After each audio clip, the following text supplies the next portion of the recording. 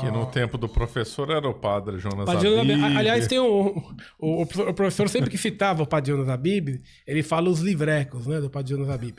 E aqui tem um fato curioso, engraçado, né? Curioso, não, engraçado. Na época bem naquela época, foi a época que se tratava da questão das células-troncos. Nós fizemos, na época lá na Monfort, um abaixo-assinado enorme, né, coletamos um monte de assinaturas, etc. E no dia que ia ser votada essa lei, se fazia muita pressão nos deputados, né, para que eles não aprovassem. Porque eles queriam aprovar junto a questão dos experimentos com embriões. E aí eu me lembro que o professor Orlando foi convidado para falar na Canção Nova, lá aqui no Vale do Paraíba, né? Ali em Cachoeira Paulista. Cachoeira Paulista, né? Bem no epicentro. No epicentro, exato. Então, como era uma questão, iam ser 2 programas, né? Ao vivo. Num programa, o professor Orlando ia entrar com mais algumas pessoas, eu era uma delas, né? Nós estávamos em 4, o professor e mais 3, para falar sobre... Que ano isso? Você lembra?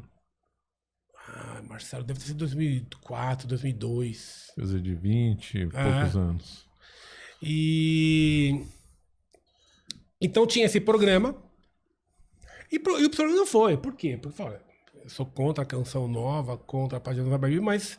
Tem essa questão que é muito grave. Vou defender, né? a lei de Deus. Estão me chamando lá para falar num programa para defender a lei de Deus contra experimentos com embriões. Eu vou lá. Ele foi, teve o primeiro programa, né? Etc. Terminado esse programa, lá na Canção Nova é um lugar grande, né? Então, nós saímos, aí disseram, ó... Quem que recebeu? Quem que foi? Quem convidou lá? Acho que era o Zanin, não era? Não tinha o Zanin? Que era um aluno, tinha umas aulas com o professor e era de lá. Não era Zanin, como era o nome dele? Não era Zanin, agora eu não me lembro. Mas era uma pessoa que que vinha, o professor dava algumas aulas. E aí, falou, agora o senhor tem que ir em tal prédio. Né, que agora o programa que o senhor vai falar, e dessa o professor Orlando ia falar sozinho. É nesse prédio. Então nós fomos, andamos lá dentro, chegamos no tal prédio, quando abrimos a porta dava atrás da arquibancada. Então a gente via lá na frente o palco, programa ao vivo, e aqui é a arquibancada. A gente ia embaixo da arquibancada e a gente via o palco. Veio uma pessoa, falou, o senhor é o professor Orlando? Sou. Falou, olha, terminando essa parte aqui vai entrar intervalo. Aí a gente vem aqui buscar o senhor. Quando voltar do intervalo, já é a parte que o senhor vai falar. Marcelo, aquilo era um pentecostalismo. Rapaz, você não calcula. E aí, daqui a pouco, toca um telefone. Tinha um telefone assim, no canto. Uma pessoa atende, põe a mão. Alguém aqui é professor Orlando Fedeli? Ele falou, sou eu. Foi, atendeu. Ah, pois não. Desligou.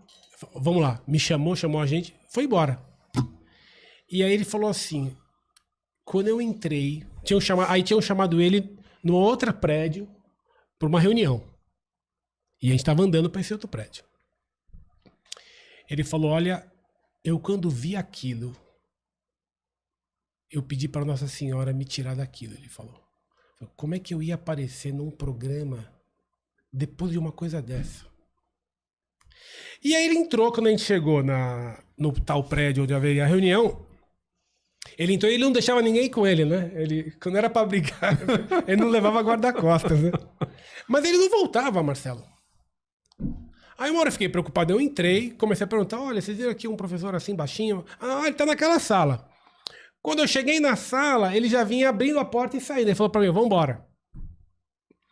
Então fomos pro carro, pegamos o carro, voltamos para São Paulo. E ele contou para nós, falou, olha, me chamaram lá na sala, era o pessoal da RCC, lá da Canção Nova, o pessoal da Canção Nova.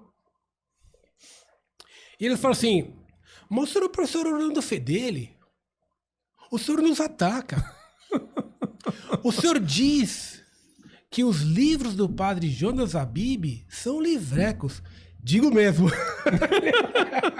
Digo mesmo. São livrecos por causa do tamanho, que são livrinhos assim de nada, e pelo conteúdo.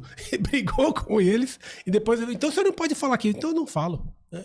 E fomos embora. Né? Então, por pouco, ele não aparece no programa lá. Né? Então, isso aqui, naquela época, a briga com a RCC estava muito forte. Então, esse livro, essa foi uma ideia de um amigo nosso, o Marcelo Matos, que é lá de Fortaleza, de compilar, pegar todas as cartas do professor Orlando sobre a renovação carismática e compilar. É um livro bastante interessante. Nós estamos lançando esse livro hoje, aproveitando a live aqui para lançá-lo. Ele está com desconto de lançamento. E durante a live está com desconto extra. Então, aqueles que adquirirem o livro agora, durante a live, vão ter 35% de desconto. Depois ele volta para os 30% que normalmente ele tem. Né? Sobre a questão das línguas, Marcelo, eu só queria ler aqui um trecho de São Paulo, que eu acho bastante interessante, que São Paulo fala das línguas. Né? E eu trouxe aqui, com medo de me esquecer, e olha que interessante. Olha isso aqui. Isso aqui está na primeira carta aos Coríntios.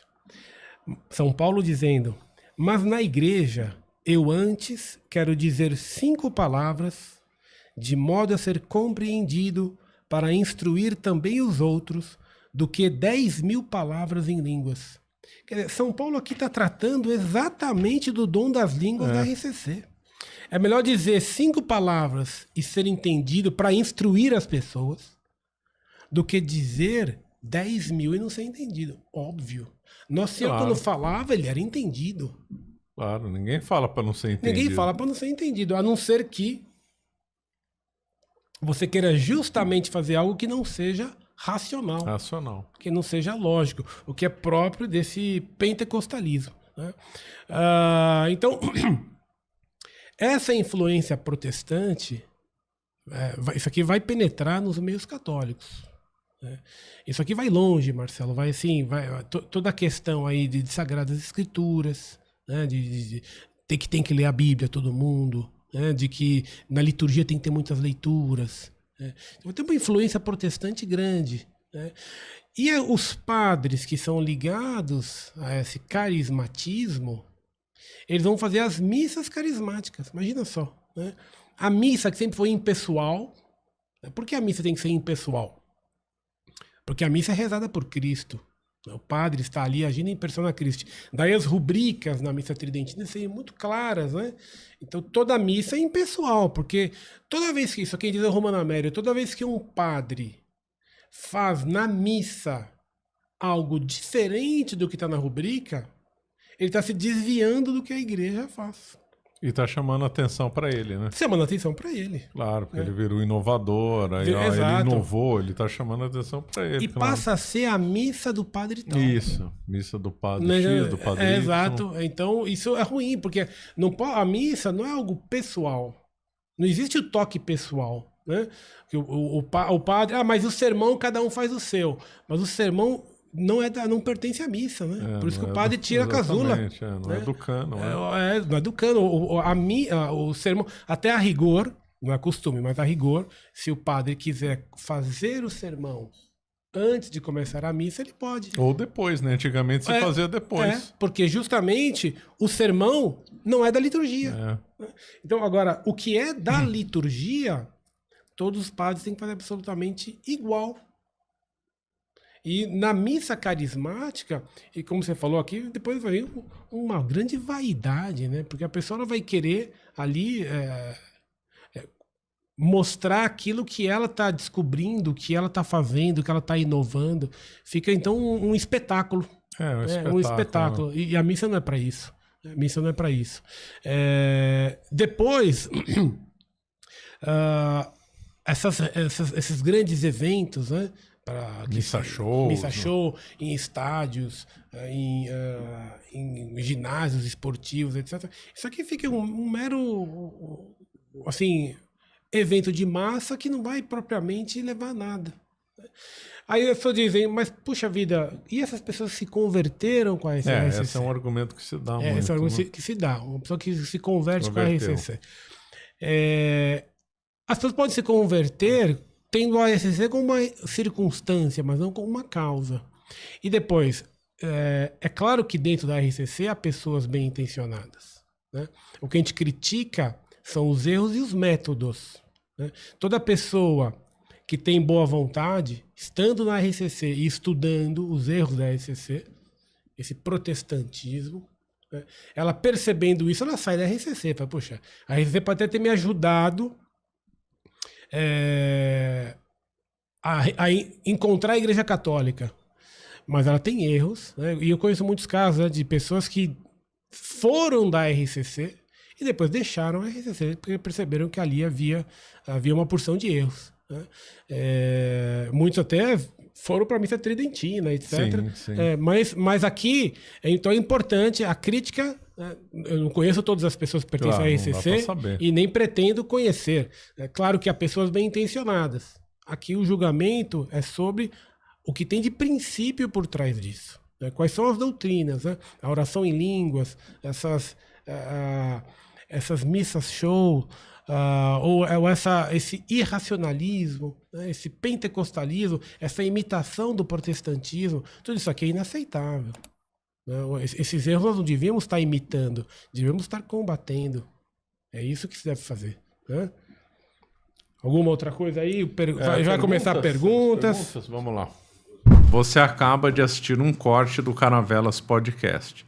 Na tela está aparecendo o episódio completo e outro corte. Muito obrigado pela atenção.